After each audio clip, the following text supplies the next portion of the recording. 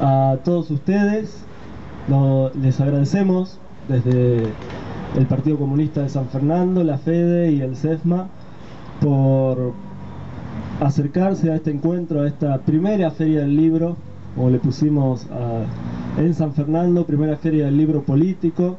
Agradecemos también a las editoriales. Los invitamos a que tomen asiento, que estén cómodos, ¿sí?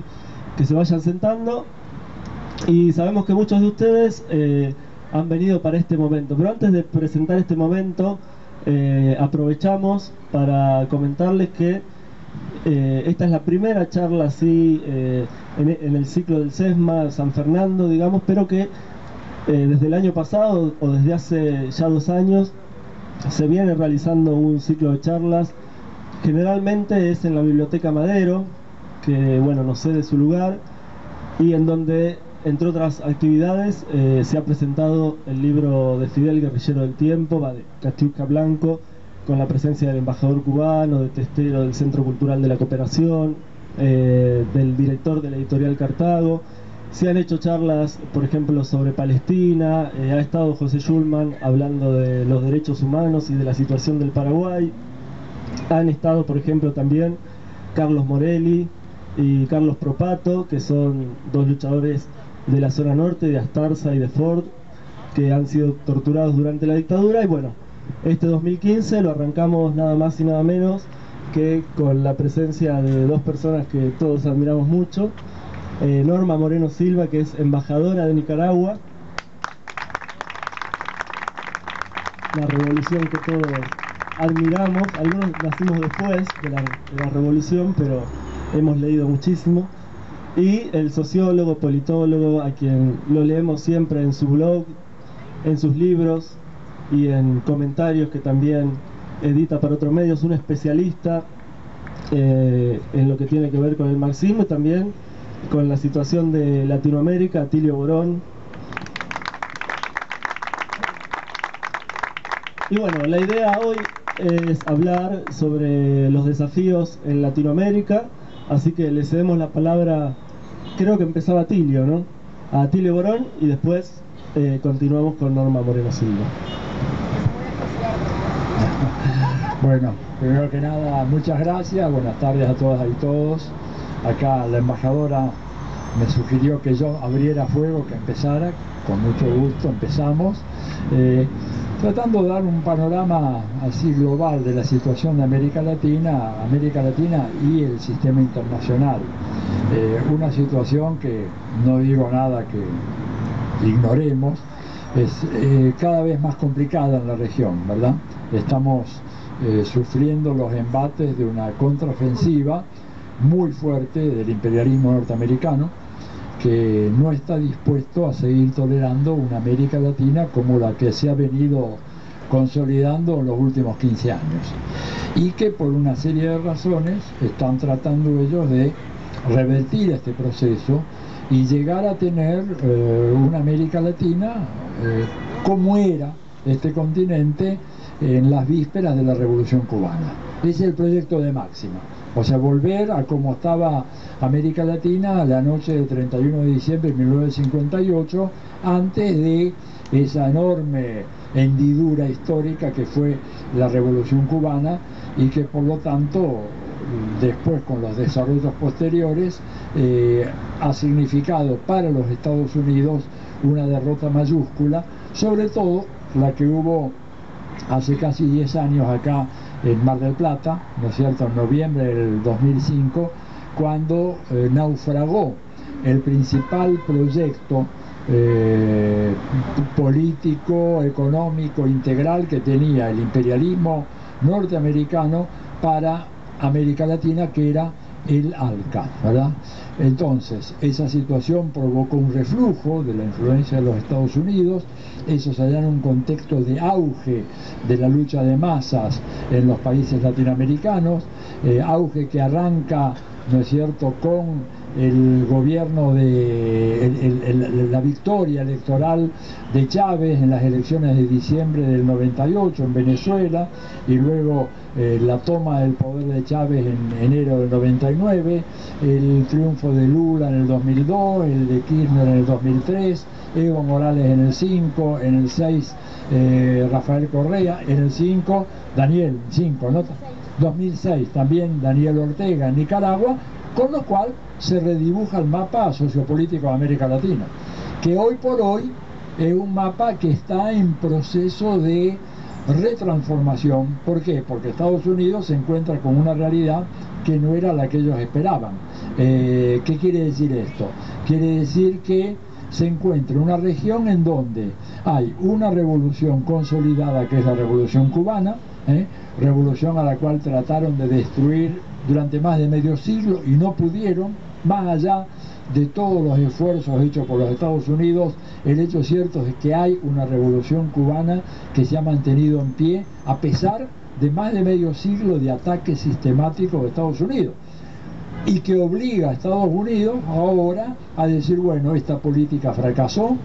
Hay una frase que a mí me gusta citar porque es muy significativa, de John Kerry, cuando dice: con esta política nosotros tratamos de aislar a Cuba y después de medio siglo los que terminamos aislados fuimos nosotros. Eso dijo Kerry, una confesión del fracaso de esa política, ¿verdad? Y la revolución está ahí y sigue siendo un ejemplo en muchas cosas, ¿verdad? Hay todo un tema de discusión ahora sobre cómo va a asimilar la revolución cubana la normalización de las relaciones con los Estados Unidos. Yo aclaro, si quieren después lo podemos tomar en el periodo posterior. Yo soy optimista en relación a esto, tengo una gran confianza en la capacidad del pueblo y del gobierno cubano para asumir esta normalización sin que esto signifique bajar las banderas de ninguna manera de la revolución cubana. Pero bueno, ahí tienen ustedes un enclave, un proceso socialista consolidado, tiene una serie de países, yo les llamo países bolivarianos, ¿no es cierto? Nicaragua, en Centroamérica, ¿verdad? Venezuela, Bolivia y Ecuador, que de alguna manera están planteando una política antiimperialista, una política de recuperación de las riquezas nacionales, una política encaminada, el horizonte es a la construcción de una economía socialista, de una sociedad socialista, que es un proceso de transición. Esto no se hace con un decretazo, es un proceso, ¿verdad?, que tiene que irse desenvolviendo a lo largo del tiempo, proceso lleno de contradicciones, de conflictos, de sabotajes, de presiones, pero, digamos, esos procesos están ahí, han hecho cambios extraordinarios en sus países, cambios que son irreversibles, ¿no es cierto?, en muchos sentidos. Cuando ustedes acaban con el analfabetismo, ¿verdad?, como se ha logrado Venezuela, en Nicaragua también, ¿no es cierto?, es un cambio extraordinario. Acá no lo logramos todavía en la Argentina. Brasil todavía no logró erradicar el analfabetismo. Aquellos países lograron erradicar el analfabetismo y con eso se produce un cambio fundamental en la conciencia de la gente, en la dignidad de la gente. La gente que ya puede leer y escribir tiene una cabeza diferente, y esto el imperialismo no le gusta, porque sabe que las mentiras del imperialismo son más difíciles de hacer tragar a gente que tiene capacidad de leer, de enterarse, que puede manifestar sus ideas, etc. Entonces tenemos ese grupo de países bolivarianos, ¿verdad? Luego, en el mapa sociopolítico latinoamericano tenemos los países del cono sur, fundamentalmente Argentina, Brasil y Uruguay. Países que se incorporan a este proceso acompañando a los otros, ¿verdad? No es que son igual. La experiencia de Bolivia, Ecuador, Venezuela, para hablar de Sudamérica, no es la misma que Argentina, Brasil y Uruguay. Estos son procesos mucho más moderados y también son procesos más ambiguos. Producto de su ambigüedad está el riesgo de una reversión de esos procesos. En Uruguay, ya lo hemos visto, lo hablábamos recién con algunos de los compañeros acá, claramente Tabaré no es lo mismo que Mujica. Y Dilma II no es lo mismo que Dilma I ni es lo mismo que Lula. La prueba está de que hoy por hoy el elenco gobernante que tiene Dilma está formado en su núcleo fundamental por quienes podrían haber sido ministros del gobierno de aquel a quien Dilma derrotó en las elecciones, es decir, el gobierno de Aécio Neves. El ministro de Hacienda, es un señor que era el candidato a ministro de Hacienda con Aécio Neves, el presidente del Banco Central también, el canciller también, la ministra de Agricultura lo mismo y el ministro de Desarrollo Industrial también. O sea que ahí tenemos un caso paradojal de una victoria que se transforma en derrota, porque quienes son los hacedores de política de Dilma hoy es gente que no tiene nada que ver con lo que ella había planteado. ¿Y qué fue lo que pasó en el medio? Bueno, un golpazo de mercado brutal que en menos de 4 días hizo perder la noción de que se había ganado las elecciones y se le impone a Dilma esas candidaturas de esos personajes que no representan lo que ella había prometido. Con lo cual, la regresión es muy notable. Tanto es así que, por ejemplo, el canciller de Brasil está hablando de la posibilidad de que Brasil se incorpore a la Alianza del Pacífico. Imagínense lo que significa que un país del BRICS, Brasil, Rusia, India, China, Sudáfrica, se incorpora a la Alianza del Pacífico, siendo que la Alianza del Pacífico es considerada por China, ¿verdad?, que es la principal economía del mundo hoy, es considerada la Alianza del Pacífico como una estratagema de Washington para contener la influencia de China en América Latina. Y el canciller brasileño diciendo que quiere que Brasil se incorpore a la Alianza del Pacífico. ¿En qué quedamos? ¿Cuál es el verdadero Brasil? ¿Aquel que está en el BRICS o aquel que dice vamos a la Alianza del Pacífico, que es un invento norteamericano para alejar a los chinos de América Latina? Entonces ahí tenemos el peligro ya concretado de una regresión. Y la Argentina, digamos, este año, yo anticipo que cualquiera que sea el resultado electoral, el centro de gravedad de la vida política argentina se va a orientar hacia la derecha. Puede orientarse mucho hacia la derecha, un poquito hacia la derecha, pero se va a ir a la derecha, sin ninguna duda, ¿verdad? O sea, después de 12 años no tenemos una candidatura visible, por lo menos al día de hoy, ¿no es cierto?, que nos permita suponer de que lo que se ha avanzado se va a consolidar y se va a seguir, y se va a expandir, y se van a hacer cuestiones que había que haber hecho y que no se hicieron, tipo reforma tributaria o nacionalización del comercio exterior, que son dos de las grandes asignaturas pendientes que deja el gobierno kirchnerista, ¿verdad? Un régimen tributario increíblemente retrógrado, ¿verdad?, de los más retrógrados de América Latina, y un país en donde, con un gran desempeño de las exportaciones que se ha logrado este año, exportando 70, 80 mil millones de dólares, un récord enorme en la historia argentina, pero ese dinero va a parar al bolsillo de un puñado de grandes empresas que manejan el comercio exterior argentino. Y el Estado se queda ahí, digamos, mirando, esperando que los otros tengan la voluntad de que ese dinero lo vuelquen al mercado interno, faciliten las divisas para las importaciones, etc. ¿Se dan cuenta?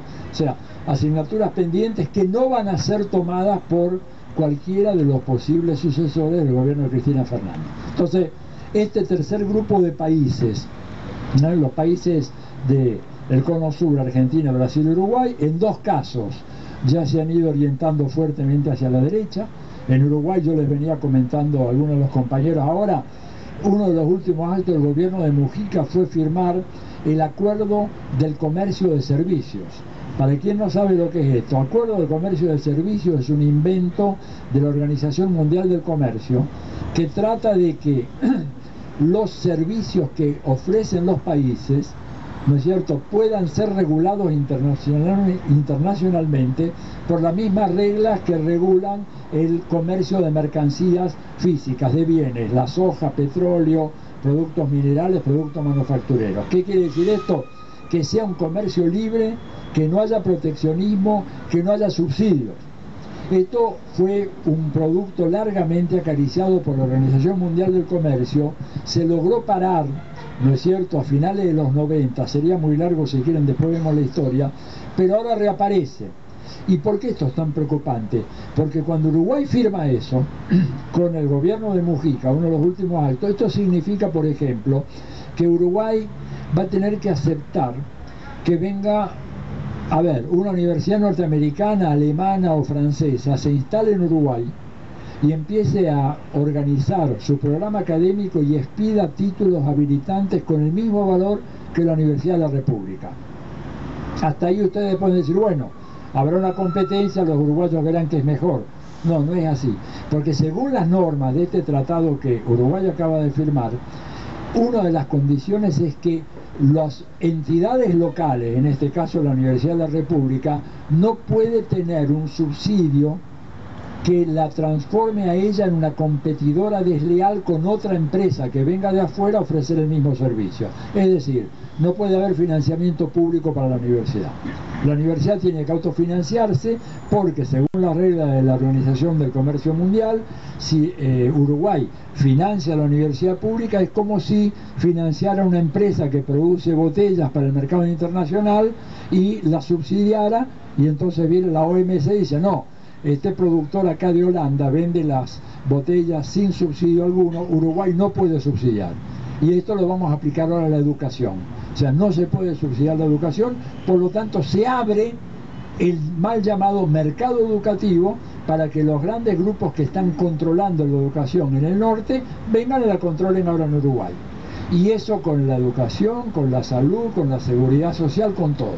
Fíjense la gravedad que tiene ese paso dado desgraciadamente por el Uruguay. Esto habla un poco entonces de que este tercer grupo de países, teníamos Cuba, teníamos los bolivarianos, los tres del sur, ¿verdad?, están inclinándose hacia la derecha. Y después tenemos la derecha dura de América Latina, arrancando con México, que ya prácticamente México ha quedado incorporado a la hegemonía directa de los Estados Unidos, ¿verdad? Así, con presencia militar norteamericana, presencia del FBI, de la DEA, de la CIA, actuando abiertamente dentro de las fronteras mexicanas, ¿no es cierto? Y luego siguiendo por algunos gobiernos en Centroamérica, Guatemala, por ejemplo, enorme violador de los derechos humanos, Honduras, que es una gran base militar, Honduras, como decía el expresidente Zelaya, dice, no importa quién sea presidente de Honduras ahora, el presidente de Honduras ahora es John Kerry, el secretario de Estado de los Estados Unidos. Dice, el presidente que está ahí no corta ni pincha. Y luego tenemos en Sudamérica Colombia, ¿verdad?, con sus bases norteamericanas a partir del tratado. Tenemos Perú, que acaba de abrir, digamos, el país al ingreso de tropas norteamericanas, desarrollando también una serie de bases. Hay más bases militares norteamericanas en Perú que en Colombia, más bases en Perú que en Colombia, esto se sabe muy poco.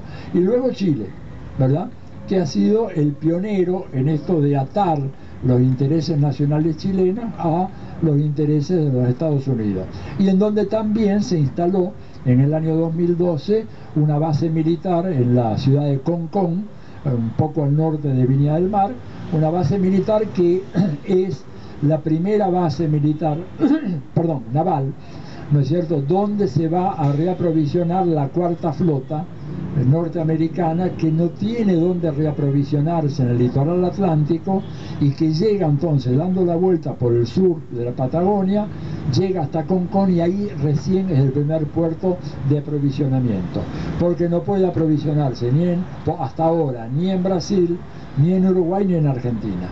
Y Chile, el gobierno de Chile le dio a la cuarta flota esa posibilidad. Entonces tenemos un mapa sociopolítico muy complejo, en donde eso explica por qué ha sido tan difícil lograr avanzar en la consolidación de la UNASUR.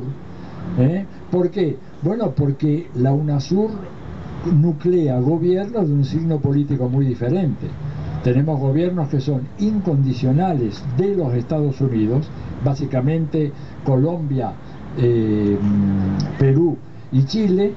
Ahora algunos agregan Paraguay, aunque ahí hay algún debate, pero en todo caso sí es muy importante la alineación del gobierno paraguayo con los Estados Unidos.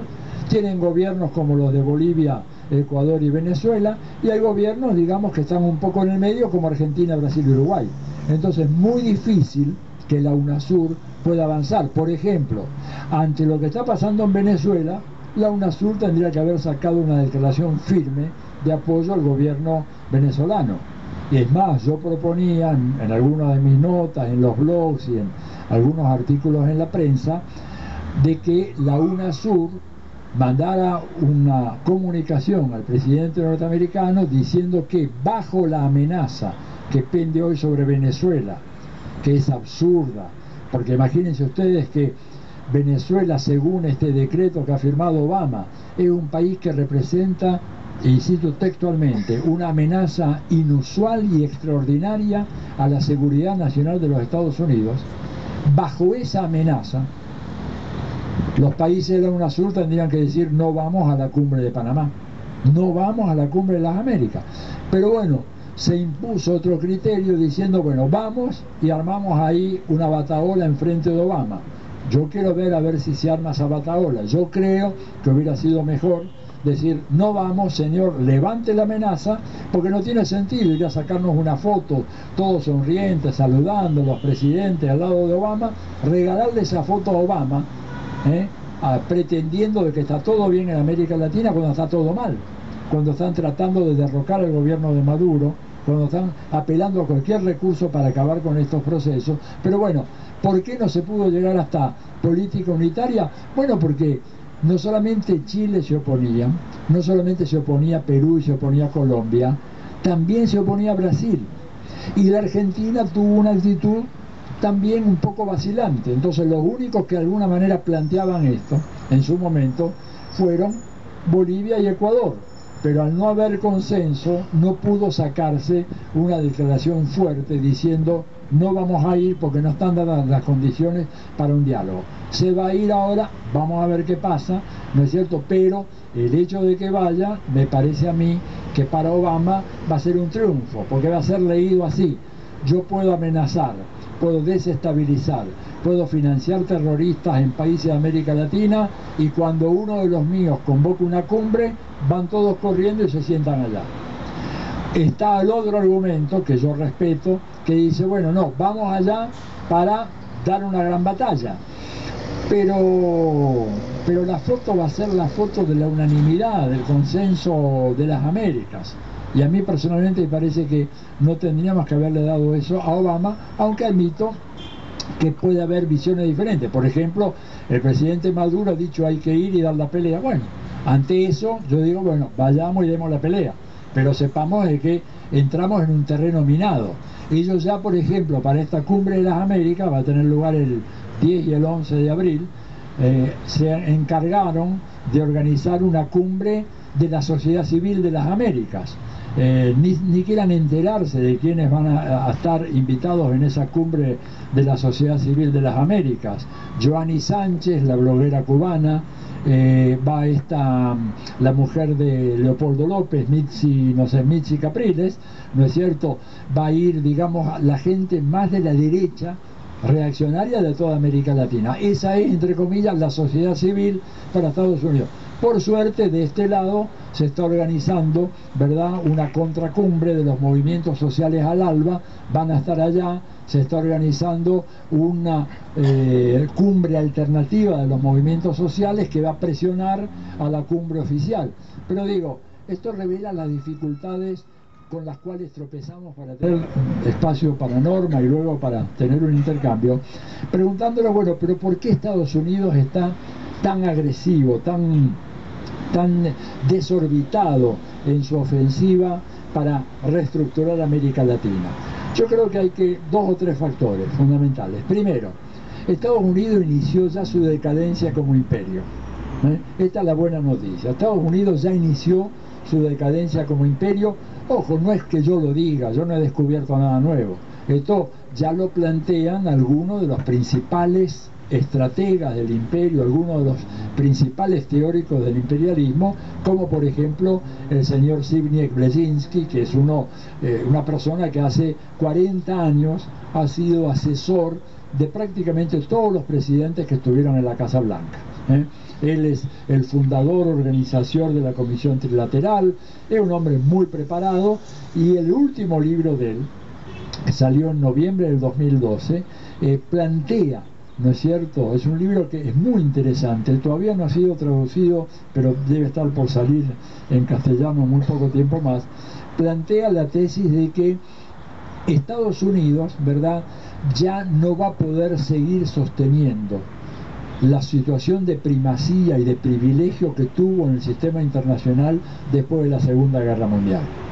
Y él mismo dice, nuestras capacidades de intervención ahora son menores, nuestros aliados son mucho más inseguros, nuestros enemigos son mucho más poderosos y lo que antes hacíamos ya no lo podemos hacer. Una manera de decir que ha comenzado esta decadencia. Es muy interesante que él dice eso en el primer capítulo del libro, y el primer capítulo del libro se dedica nada menos que a estudiar lo que él llama la declinante longevidad de los imperios. O sea, es un primer capítulo donde estudia el imperio romano, el imperio otomano, ¿no es cierto?, el imperio británico, el imperio francés, el español, el portugués, y comprueba de que a medida que pasa el tiempo, que avanza la historia, los imperios duran cada vez menos. Y de repente se pone a hablar de el decreciente poder de los Estados Unidos. Él no admite que se diga que Estados Unidos es un imperio, pero cuando uno lee entre líneas es obvio que está diciendo eso.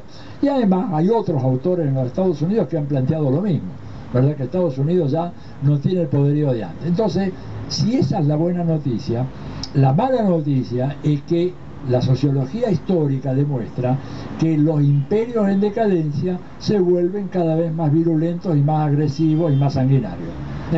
No hay fase más brutal en el imperio español en América que la fase en donde comienza el movimiento de los patriotas y la resistencia. Fue más sanguinaria que la fase de imposición del imperio español. Esto lo dicen todos los historiadores.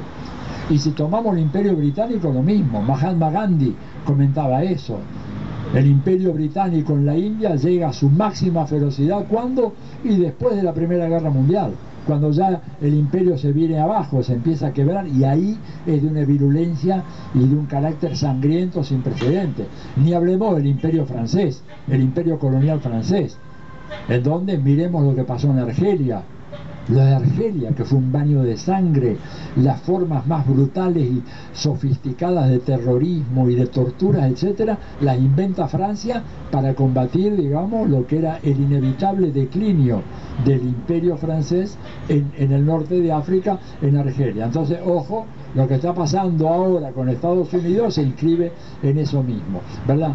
Entonces, tenemos por un lado imperio en decadencia, segundo lugar, imperio que renueva su brutalidad represiva, en tercer lugar, un escenario internacional que plantea desafíos que Estados Unidos jamás había pensado que podían surgir. En Medio Oriente se le viene abajo la estantería de Medio Oriente, y entonces están tratando de redibujar el mapa de Medio Oriente, pero les sale mal la cosa. Ellos, por ejemplo, pensaban de que iban a Irak, hacían la guerra, fueron allá, destruyeron Irak, estuvieron 8 años, mataron a millones de iraquíes, y si no los mataron, los desplazaron, los mutilaron, y cuando se van, queda un gobierno anti-norteamericano aliado de Irán. O sea, después de 8 años de esfuerzo militar, el resultado es exactamente el contrario al que ellos buscaban, ¿no es cierto? Y por eso tratan de corregir la situación, ¿no es cierto?, ahora, hostigando a Irán, tratando de derrocar al régimen sirio de Bashar al-Assad, ¿no es cierto? Y producto de la inescrupulosidad de su política, el resultado no es otro que la aparición del Estado Islámico, el califato, como le llaman. El Estado Islámico está ahora recontra comprobado por los cables de Wikileaks, los datos que aportó Edward Snowden y toda una serie de gente. El Estado Islámico es una creación de Estados Unidos, Gran Bretaña e Israel para combatir a Siria y para combatir al gobierno chiita de Irak. Y se les escapó de las manos, como antes se les escapó de las manos Al Qaeda, que ellos de alguna manera lo crean para rechazar la invasión soviética en Afganistán, y resulta que luego esa gente se vuelve contra Estados Unidos y desarrolla intereses propios. Lo mismo vuelve a pasar ahora 20 años después con el Estado Islámico, y provoca una situación tal de conmoción que a Estados Unidos le preocupa, no por el daño que le hace a los países, sino por lo que eso puede significar en el caso de que el fundamentalismo islámico, el yihadismo, se apodere de los principales productores de petróleo de la región, y sobre todo de Arabia Saudita, que significaría un golpazo brutal a la hegemonía norteamericana en el plano internacional. Y por eso están lanzándose ya en ese frente de guerra, así como en el otro frente de guerra que es Ucrania, ¿verdad? En donde se han metido a fondo en Ucrania, provocando la reacción rusa y llegando entonces a crear dos situaciones que son guerras inminentes, ¿verdad? Si no están ya en desarrollo, esas dos guerras, para lo cual Estados Unidos tiene que asegurarse la retaguardia. ¿Y cuál es la retaguardia de Estados Unidos? La retaguardia de Estados Unidos es América Latina y el Caribe. Esa es la retaguardia de ellos. Fidel lo dijo, el Che lo ha dicho, Chávez lo ha dicho, ¿no es cierto? Somos la retaguardia. Entonces, para librar dos guerras en Europa, en Medio Oriente, fundamental tener el patio trasero, como ellos nos llaman, perfectamente organizado, con gobiernos que respondan. Si hay que mandar armas, mandan armas, y sobre todo, si hay que mandar petróleo, mucho petróleo, para la Fuerza Aérea, para la Marina, para los tanques, para los camiones militares, para todo lo demás, que ese petróleo esté disponible en las cantidades que sean necesarias y que no haya un gobierno como el de Chávez, como el de Maduro, que dice nosotros vamos a sacar tantos millones de barriles de petróleo por día y no más porque queremos preservar este petróleo para el futuro desarrollo, etcétera. No, no, no. Si hay que sacar 5 millones de barriles, 6 millones de barriles, o sea, si hay que triplicar la producción actual de petróleo de Venezuela para sostener el esfuerzo de guerra, hay que lograr eso, con un gobierno que diga, sí señor, le vamos a hacer caso. Como Maduro no lo hacía, no lo hace, Chávez no lo hacía, ¿qué hacen? Van a apoderarse ellos del petróleo venezolano. Y como saben que no pueden por las buenas, por la vía electoral, han adoptado la vía insurreccional, llamado el mal llamado golpe blanco, blando, etcétera, ¿no es cierto? Y esa es la razón por la cual este ataque a América Latina, porque saben de que para enfrentar ese escenario internacional, en donde Rusia emerge con mucha fuerza, en donde la Marina rusa empieza a firmar acuerdos y tratados de cooperación con varios países de América Latina, en donde China emerge como una potencia económica que desplaza a los Estados Unidos en el comercio internacional, lo que ellos quieren es asegurarse el control total de esta región. Y van a aplicar cualquier metodología, por las buenas o por las malas. Si la vía electoral no les alcanza, van a hacer lo imposible para deteriorar al gobierno ese, al gobierno de Maduro, que a pesar de la crisis económica que hay hoy en Venezuela, las últimas encuestas demuestran de que el 53% del electorado venezolano hoy votaría por el gobierno y no por la oposición.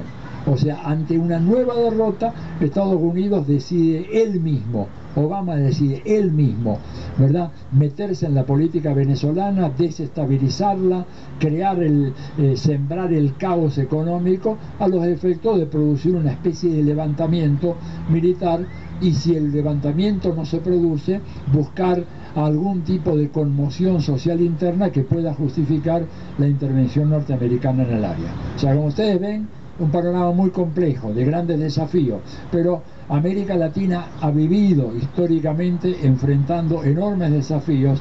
Esto no es nuevo, esto ya nos ha pasado, hemos logrado superar esos desafíos en el pasado y lo vamos a superar también en esta ocasión, pero es importante tener un diagnóstico realista de todos los problemas que tenemos que enfrentar para no llegar al teatro de operaciones, llegar al teatro donde se desempeña esta guerra sin saber muy bien quiénes son los amigos, quiénes son los enemigos, cuáles son las armas de que disponen nuestros enemigos, y estar bien pertrechados ideológica y políticamente para librar esta gran batalla, que yo no tengo duda la vamos a ganar, pero más vale que nos pongamos claros en la cabeza que tenemos que enfrentar una ofensiva como hace mucho tiempo América Latina no experimentaba.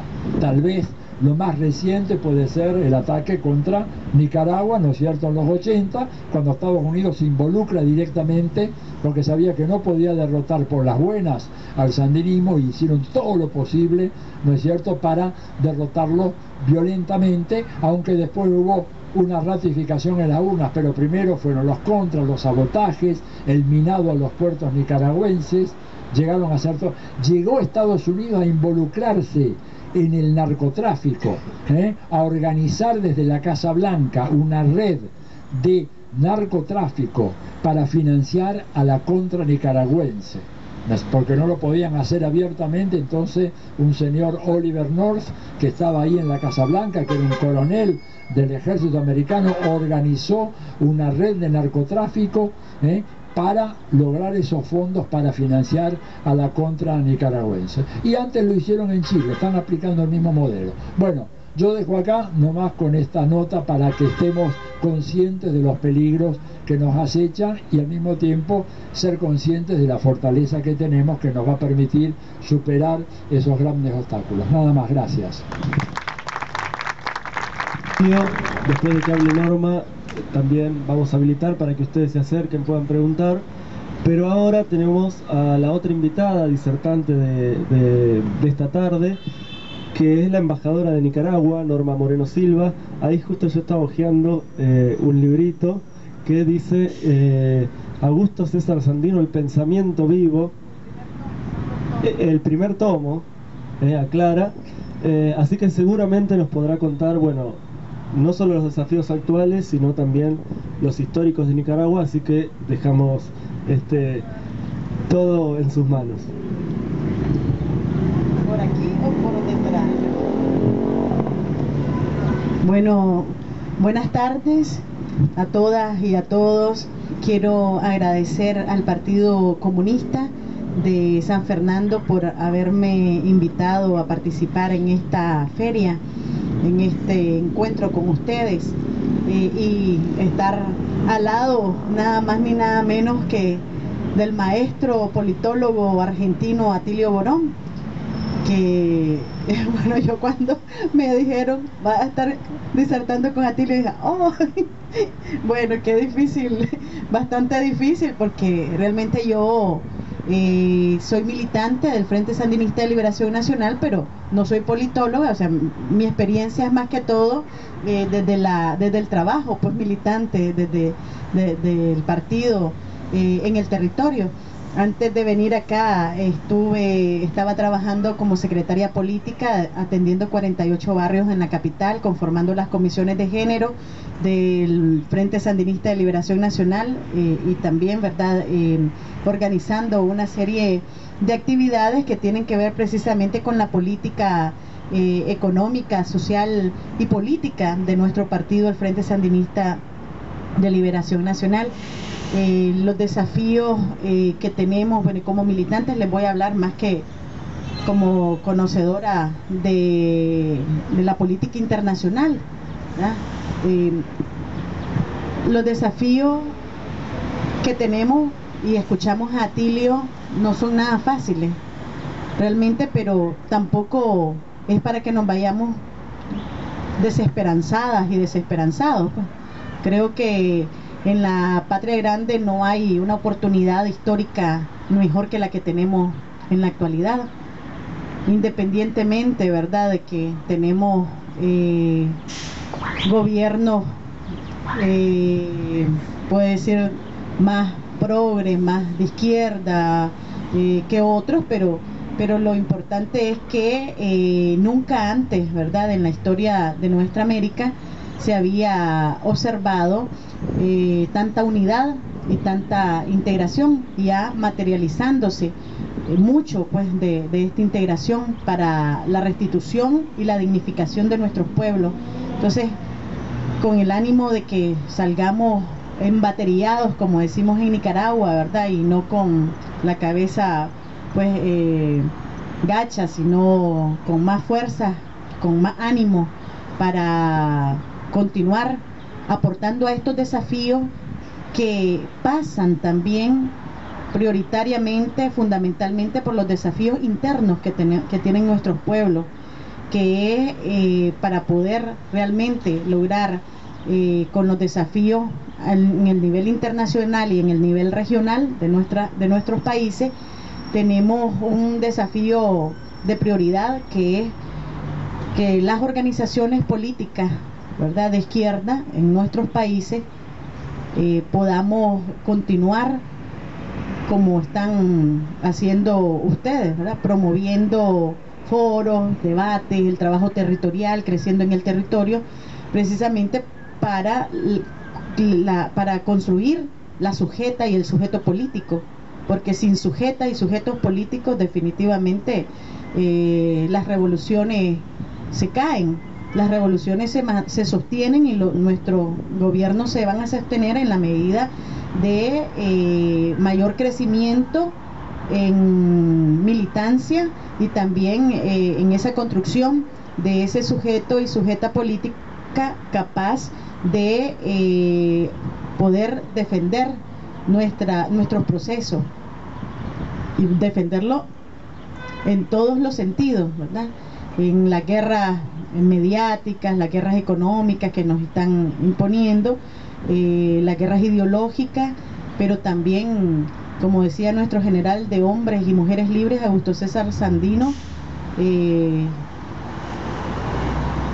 hasta con la vida misma de nosotras y de nosotros, pues defender hasta las últimas consecuencias lo que nos ha costado sangre, dolor y muerte, huérfanas, huérfanos, desaparecidos, desaparecidas, y nuestros héroes y mártires. Y yo creo que como militantes, pues le estoy hablando más que como embajadora, como militante, es que eso es lo que tenemos que realmente poner en la práctica. Qué es lo que queremos heredarle a nuestras futuras generaciones y qué es lo que estamos dando cada una y cada uno de nosotros por sostener nuestros proyectos nacionales y populares. Entonces quiero compartirles que, bueno, como decía Atilio, la América bolivariana, realmente Sandino, cuando escribió varios de sus cartas, porque este es un tomo 1 que se llama El pensamiento vivo de Sandino, y hay un tomo 2 que son toda la recopilación de las cartas que él envió a los Estados Unidos, a poetas, a políticos, a presidentes de los países de América Latina de ese entonces, de los años 30, desde el 28 hasta los años 30, que él escribía. Entonces se hizo una compilación de todas sus obras, de todo su pensamiento, y en 1929, hace exactamente 86 años, en el mes de marzo de este mes, él retomó el plan de Bolívar y se denominó Hijo de Bolívar. Por eso todas y todos somos bolivarianas y bolivarianos, ¿verdad? Y Sandino escribió en el 1929, el plan de realización del sueño supremo de Bolívar, y lo presentó en ese entonces a los presidentes. Él ni siquiera era presidente, ustedes saben, ¿verdad? Era un guerrillero, el jefe del ejército de la soberanía, del ejército defensor de la soberanía nacional de Nicaragua, que organizó en las montañas del norte de nuestro país a campesinos que se armaron para sacar a los yanquis de nuestra patria. Y también desde esos años se opuso a la construcción del canal interoceánico, que en ese momento, ¿verdad?, prácticamente se lo habían regalado a los yanquis y no lo lograron, gracias a la lucha, a la gesta heroica de nuestro general de hombres y mujeres libres, Augusto César Sandino. Y tomando en cuenta pues que estamos en la feria del libro, a lo mejor me decían que ya se editó nuevamente el libro de Gregorio César, que estábamos compartiendo con Atilio, que fue quien en América Latina prácticamente retomó el pensamiento vivo de Sandino y volvió desde su obra, desde el libro que él escribió, ¿verdad?, retomar todos los el pensamiento vivo de Sandino y ponerlo, ¿verdad?, que en la América nuestra fuera conocido, porque no era tampoco conocido nuestro general. A lo mejor podemos hacer una edición con algunas organizaciones sociales, también políticas de acá de la Argentina, del pensamiento, los 2 tomos del pensamiento vivo de Sandino acá en Argentina, porque es importante que como cuadros políticos, como cuadros militantes, podamos conocer la historia de todos nuestros pueblos y de todos nuestros luchadores y nuestros grandes pensadores, ¿verdad? El escrito más importante que elaboró Augusto César Sandino, guerrillero de nuestra América, fue su plan de realización del sueño supremo de Bolívar, firmado hace 86 años en el Chipotón, La Segovia, en nuestra Nicaragua. Se trata de una propuesta que interpreta y plantea modificar la realidad latinoamericana de su tiempo y que en el contexto de la integración de nuestros pueblos encabezada por los países del ALBA y aglutinados en la CELAC adquiere mayor relevancia y actualidad. Por algo, el Plan de Sandino se ha incluido en varias antologías de ensayos, como en el volumen Pensadores Nacionales Iberoamericanos de 1993, editado por la Biblioteca del Congreso de la República Argentina, acá.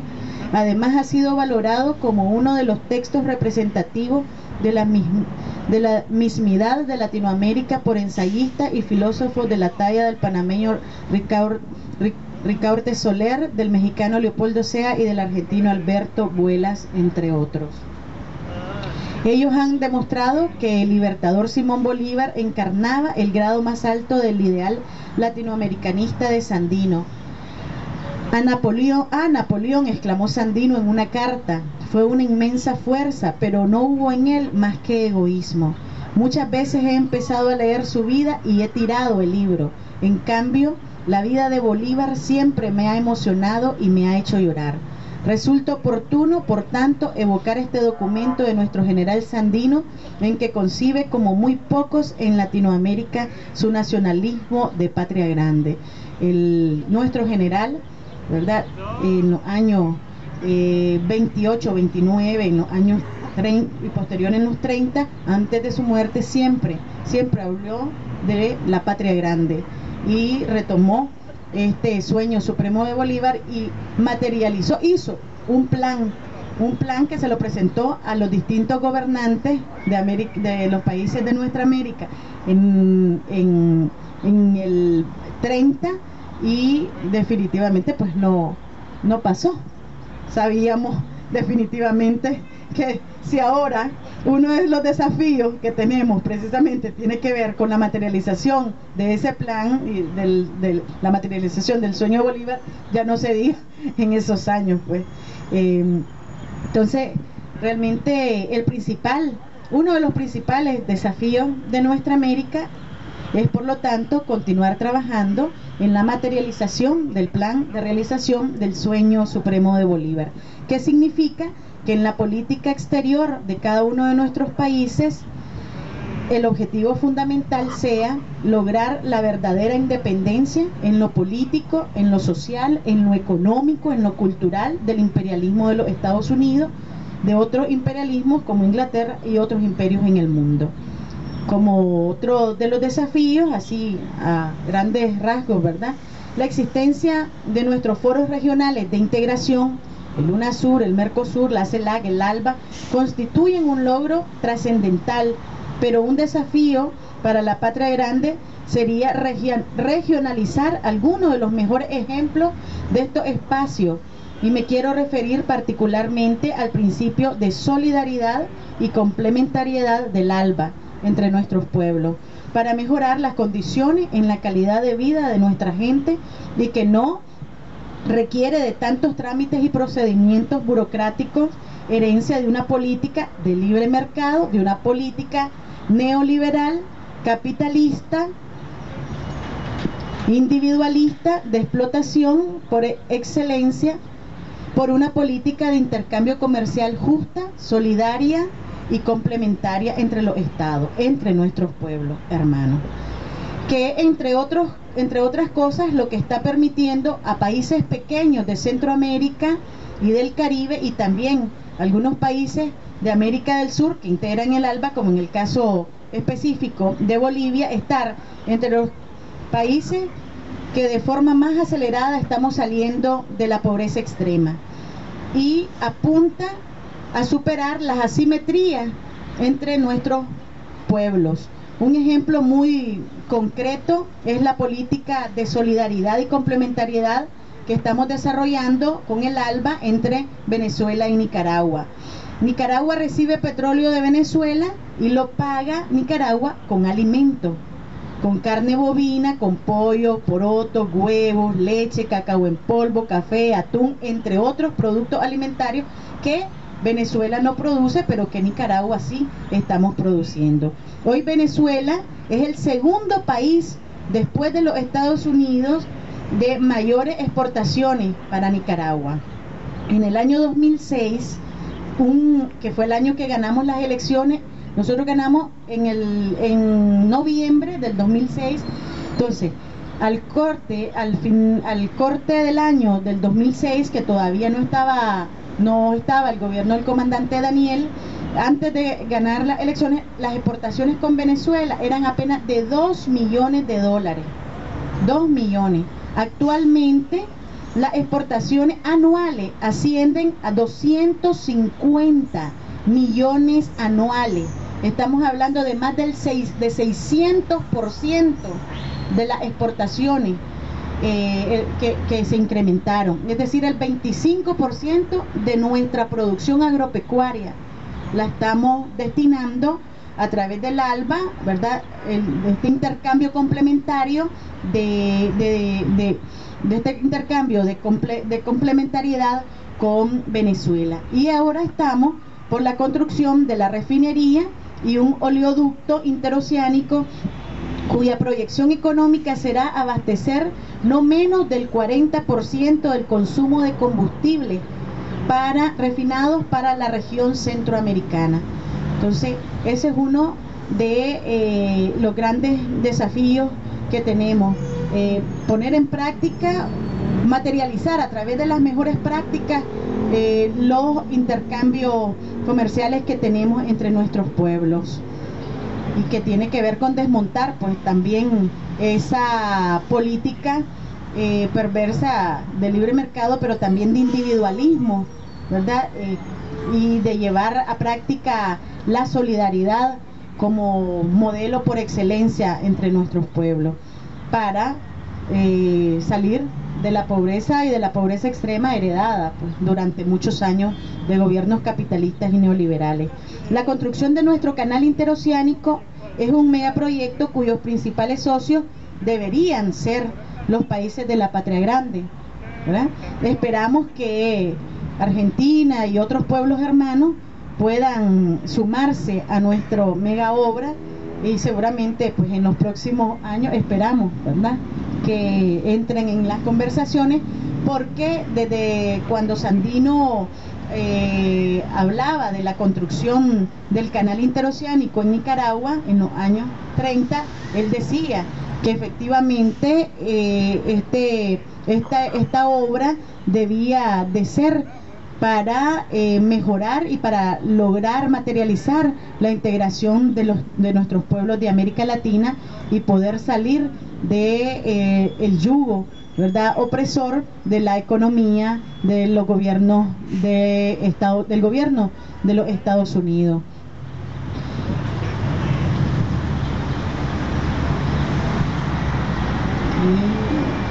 ¿A dónde voy? Bueno, que me puse a escribir hoy por la mañana antes.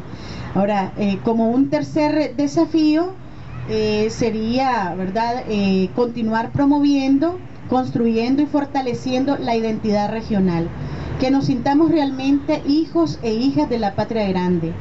Esto pasa por poner en valor nuestra cultura latinoamericana e indígena, que en algunos de nuestros países la penetración de otras culturas haya sido mayor, es cierto, pero tenemos una historia, una cultura común, y que tenemos que ponerla en valor.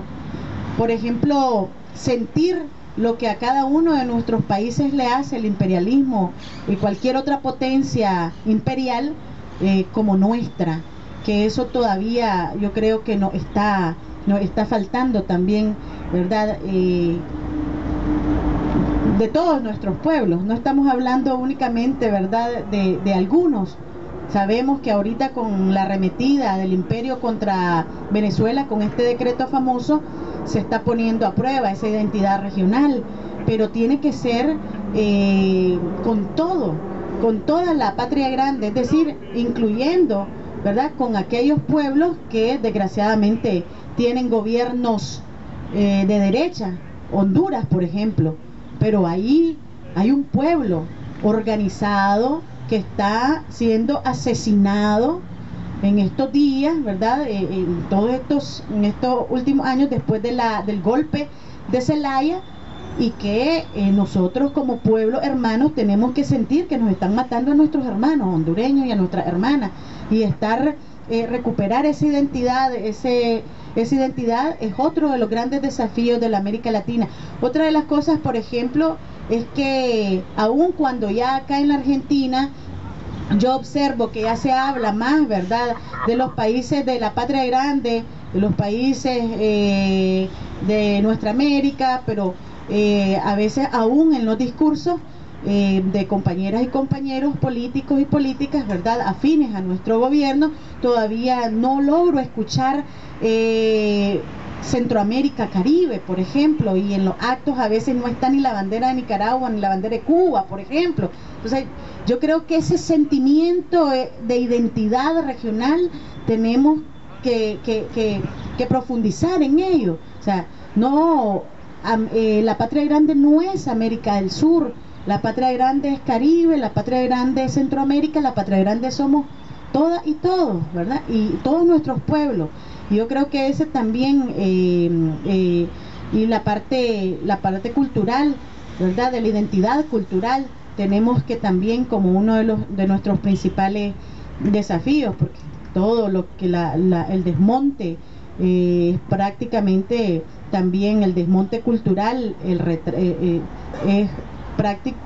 de la política del imperialismo, traer otras culturas, otras creencias, y eso también tiene que ser uno de los principales desafíos.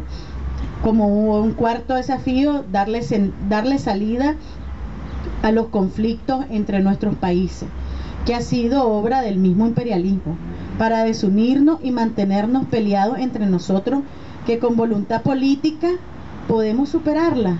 Las disputas territoriales o conflictos políticos, por ejemplo, el caso Bolivia-Chile por la recuperación de la salida al mar, o en el 2008, por ejemplo, la incursión de las tropas colombianas al Ecuador. Y aquí sí yo traje este tomo, uno del pensamiento vivo de Sandino, y les quiero leer que en el junio de 1928, Sandino le escribió una carta a Froilán Turcios, que es era un poeta, escritor y director de una revista hondureña, donde le decía en la carta: los yanquis son los peores enemigos de nuestros pueblos, y cuando nos miran en momentos de inspiración patriótica y que nos buscamos con sinceros impulsos de unificación, ellos remueven hondamente nuestros asuntos pendientes, de manera que se encienda el odio entre nosotros y continuemos desunidos y débiles, y por lo mismo fáciles de colonizarnos. O sea, estamos hablando del 29, miren qué aterrizado a la coyuntura actual. Eso es lo que está, por eso es la arremetida del imperialismo y producto de la decadencia que tiene pues este imperio, como decía Atilio. Nos está viendo a una patria grande, a una América Latina cada vez más unida, cada vez más integrada, con sus bemoles y todo lo que querramos tener, pero con mucha más fuerza, indiscutiblemente, con mucha más unidad y más integrados que nunca. Y precisamente por eso es que se viene a retomar toda esta lucha, todas estas guerras mediáticas, económicas, políticas, culturales con nuestros pueblos, y surgen, retoman, ¿verdad?, problemas históricos entre nuestros países, territoriales y políticos, para que nos continuemos peleando y esa unidad no sea, pues, no constituye un peligro, una amenaza para el imperialismo norteamericano, y obviamente que continuemos en como estamos avanzando. Y como última, como una quinta propuesta, es que si cumplimos con el desafío anterior, tanto en el ámbito político como económico, cumpliremos con uno de nuestros principales desafíos, que, es decir, si cumplimos con la complementariedad, con la solidaridad en la política comercial y en la política económica de nuestros pueblos, ¿verdad? Uno de nuestros principales desafíos es que debe ser que los Estados Unidos deje de ser el principal socio comercial en nuestros países, y que los principales socios comerciales sean los países de nosotros mismos. Esto nos dará mayor independencia económica del imperio y fortalecerá más nuestra economía regional. Tenemos que desarrollar aún más el potencial económico, el potencial humano, el potencial en recursos naturales que tenemos en toda nuestra región. Y para finalizar, quiero leerles también del pensamiento vivo de Sandino un extractito del plan de realización del sueño supremo de Bolívar del 20 de marzo de 1929, que es el proyecto original que el Ejército Defensor de la Soberanía Nacional de Nicaragua presentó a los representantes de los distintos gobiernos de los 21 estados latinoamericanos, y que fue Sandino el que lo leyó. Hondamente convencidos como estamos de que el capitalismo norteamericano ha llegado a la última etapa de su desarrollo. Estaban hablando del 29, ahora estamos, ¿verdad?, en franca decadencia. Entonces, desde entonces entró en decadencia y ahora está ya agonizante, transformándose como consecuencia en imperialismo, y que ya no atiende a teorías de derecho y justicia, pasando sin respeto alguno por sobre los inconmovibles principios de independencia de las fracciones de la nacionalidad latinoamericana.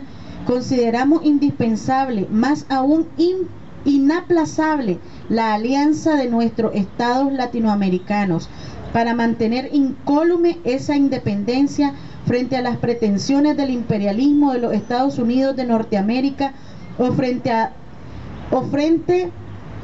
a la de cualquier otra potencia a cuyos intereses se nos pretenda someter.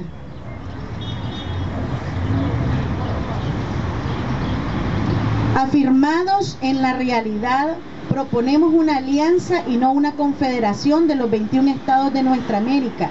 Comprendemos que para llegar a este gran fin precisa primero que nada la fundamentación de una base elemental que la alianza nos la presta.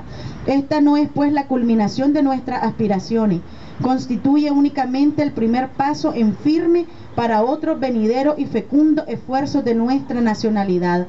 Quizás los hombres poseedores de ideas avanzadas y universalistas pensarán en que nuestros anhelos encontraron fronteras en la extensión geográfica limitada por el río Bravo al norte y el estrecho de Magallanes en el sur de nuestra América, pero mediten ellos en la necesidad vital que tiene nuestra América Latina de realizar una alianza previa a una confederación de los 21 estados que la integran, asegurando de ese modo nuestra libertad y nuestra soberanía interiores, amenazadas por el más voraz de los imperialismos, para cumplir seguidamente con el gran destino de la nacionalidad latinoamericana ya culminada como tierra de promisión para los hombres de todos los pueblos y de todas las razas, patria y libertad.